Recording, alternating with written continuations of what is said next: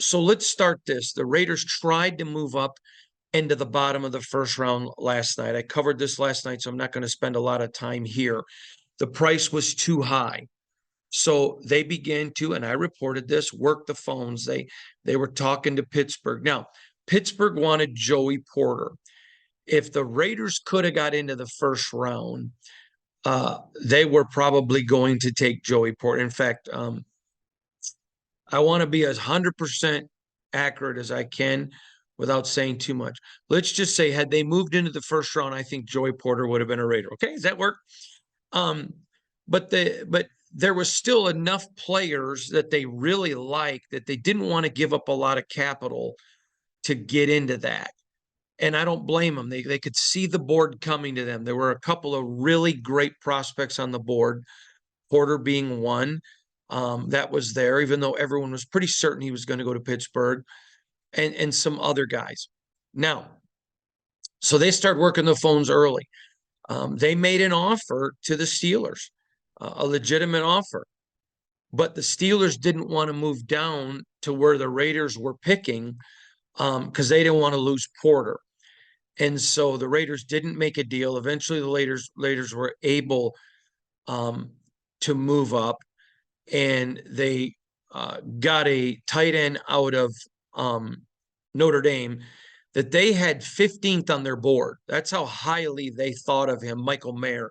Now, I know that there were two. This is a very deep draft of tight ends. There were two that they had as 1A and 1B. 1A for them that they really, really liked and they thought was the best was Mayer, and 1B was Kincaid, the kid out of Utah. They would have been happy to have gotten either one. They was 1A, 1B. They preferred Mayer, but they liked Kincaid a lot as well. Now, it fell to them and they were able to get Mayer. So again, their first two picks are trench guys. Obviously, the first one, we don't need to get into, Tyree Wilson. But the second one being Mayer. Now, let me tell you a little bit about Mayer, and I want you to get this because I'm not just giving you their observations. I'm giving you observations from around the National Football League. There were several teams that had Mayer as their top tight end. So your answer, I mean, your question, which would be legitimate as a fan, is if everybody had him that high, how'd he slip to the second round? You may remember months ago, I've been telling you since prior to the combine that every general manager and executive I talked to said it's the deepest tight end draft of all time.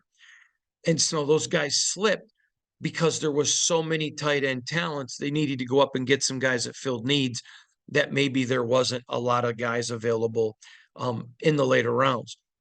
So to get their number 15 guy where they did, absolute A. Now, let me tell you what I get, not just Raiders, but around the NFL, a scouting report on him is that he's a huge body, and he's got the toughness of Mark Bavaro. You may remember him. He was a New York Giants tight end, but he has extremely soft hands with the ability to catch like Gates. Antonio Gates, you may remember him. So this was a no-brainer. Again, very tough. He's going to be on the line. He's going to be a sixth offensive lineman. This guy, he loves to put people. In fact, he said today, talking to him, he loves to bury guys in the dirt. This is a guy that's going to have a lot of nasty on the offensive line in the running game. He's also a guy, though, that's going to get out in routes. He's going to go into the seam. He's going to create space. He's awesome in the red zone. And you guys know this offense was terrible in the red zone. Now, in fairness to Josh McDaniels, he has traditionally been a super good red zone coach. The problem is he didn't have the tight ends that fit the system last year. Obviously, Foster Moreau's gone. Darren Waller's a Giant. So this is the kind of guy that they really needed. He's an instant impact. He'll be a starter and an instant impact guy. He's also a 4-down guy. Let me explain what I mean.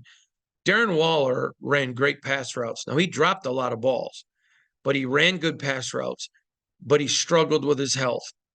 This guy is super tough. He's not coming out in running situations. He's going to get in there and get nasty and block.